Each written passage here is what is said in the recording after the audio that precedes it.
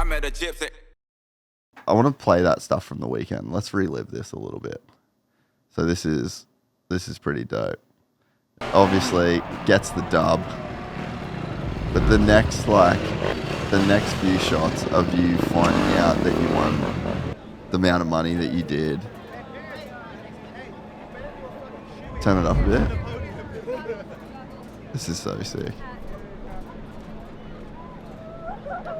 You just made $250,000,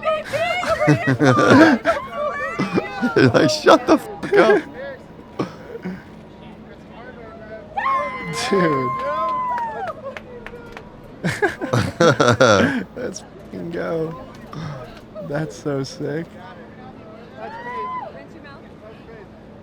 Yeah, you just like, you're in shock, eh? You're like, you Yeah. don't even know what's going on. Yeah, that's what I was saying. Like, I was like, dude, I can't even, like, let myself, like, It all feel comes it, at you know? so quick, right? Yeah.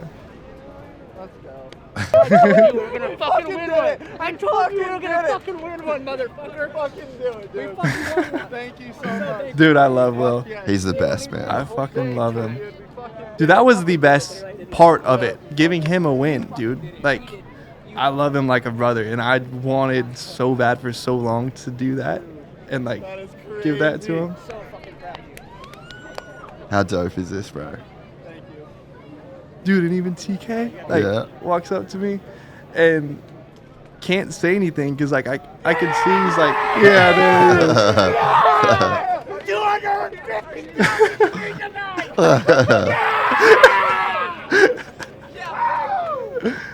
Oh, fuck. Told you I'd teach you how to fucking win. That's so sick. What's that, Rose? Yeah, bro. How sick is that? Yeah.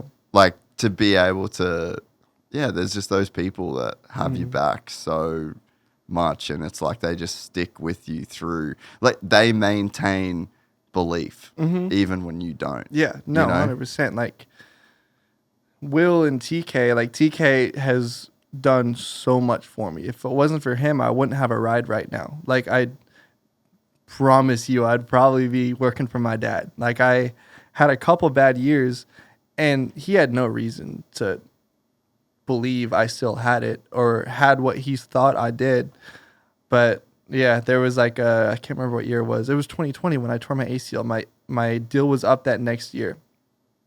He was like, I'll do something for you. I'm like, okay, like, what's up? He was like, I'll change your contract from a 1-year deal to a 2-year deal.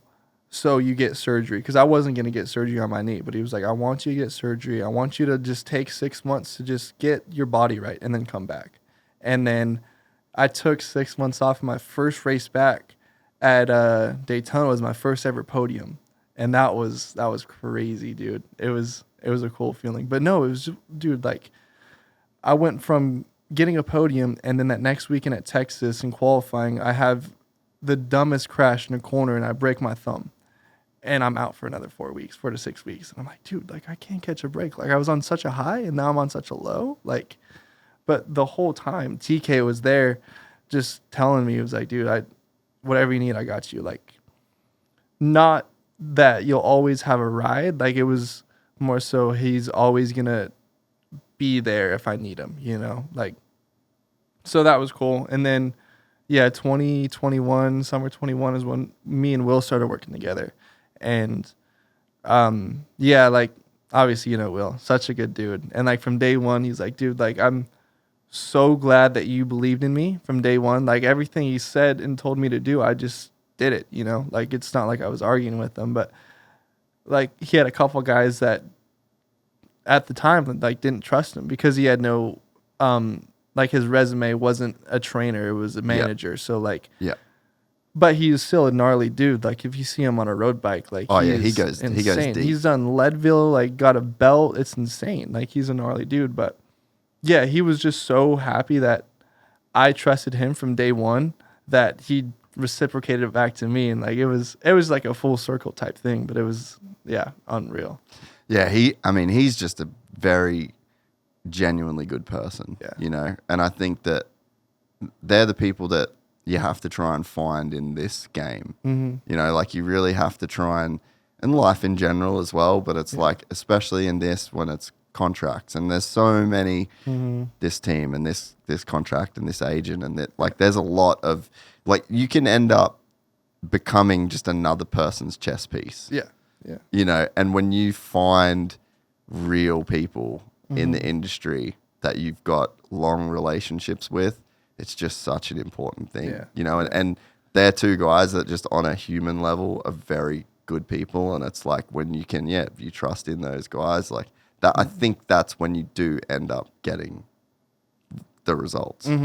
Yeah, no, I agree. I think, like you said, it's like we're in a sport where there's so many moving pieces, and you can't just become like another chess piece. Like, I don't know, like if Mitch wants a guy for the summer, but he's got a plan for like the next year, and I don't have a plan past that, but that's my only option. Like, I'm gonna take it, you know. But like, long term, is that the best choice? Is that the best decision? So it's it's hard finding those genuine people that really like see it in you, and they're like, you are gonna be someone one day, even if you don't see it yourself. Like, you're going to. Like, I'll be there every step of the way.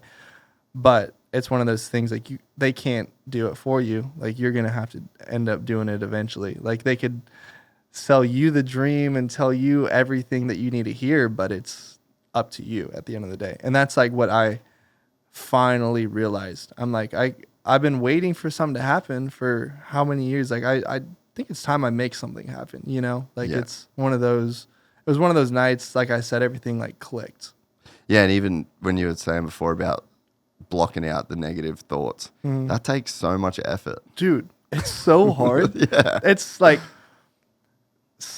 have you ever seen that Receiver show on Netflix? No. It's called Receiver, but there's a part on it with yes, my dad.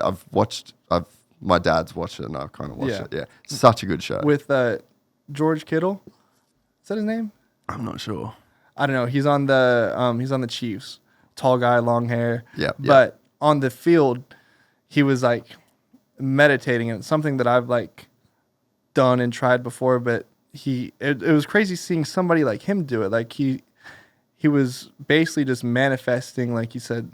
I think he was like, breathe in positivity, breathe out negativity, or something like that. Like breathe in belief, breathe out doubt. And like from that, I watched that 2-3 weeks ago, and then from that point I started doing it. And like that was like part of what happened on Saturday night. I'm like, okay, like it's really hard to do, but if you could do it, like some people say, the race is won before the gate drops, you know? Like, you have to be in that headspace and know you're gonna be the guy or be up there, you know, or else it's just like pointless to be out there. And like, I was there for so many years, like just showing up to the line hoping I would have like a lucky moto, but with that becomes like doubt, because there's so many variables that you can't control. And if you worry about that, then you're just spun out at that point, you know? Yeah, and I just think the people that are really successful are just extremely intentional. Intentional with their thoughts, intentional with their speech. Just everything's intentional. And it's very, very, very hard to stay that committed. Yeah.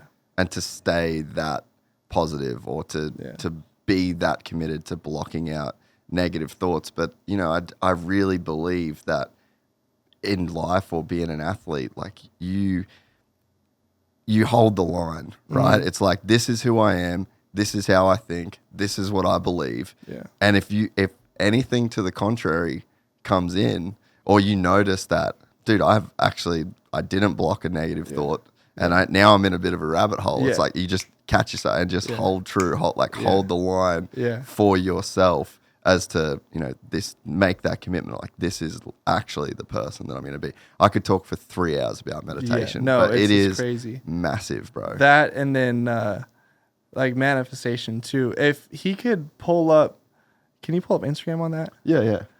Go to my my post with it was like the farewell with TLD. Yeah. Dude, this is crazy. This has been like fucking me up for a couple of days, because this photo, which one? Where we're all under the semi holding up the number one. that photo was taken on Friday after free practice. And Emery's like, all right, everybody, like, do something. And everybody throws the number 1 up. And I do it. And then I'm like, wait, like, what the fuck? Like, this is corny. Like, what? And then I end up winning the next day. And that's in the photo album that Amanda sends me. And I'm like, what? Like, that's insane. Like, I did it without thinking. But it was just like, I don't know, something. I might be thinking too far into it, but something was just like telling us that like it was going to happen, you know?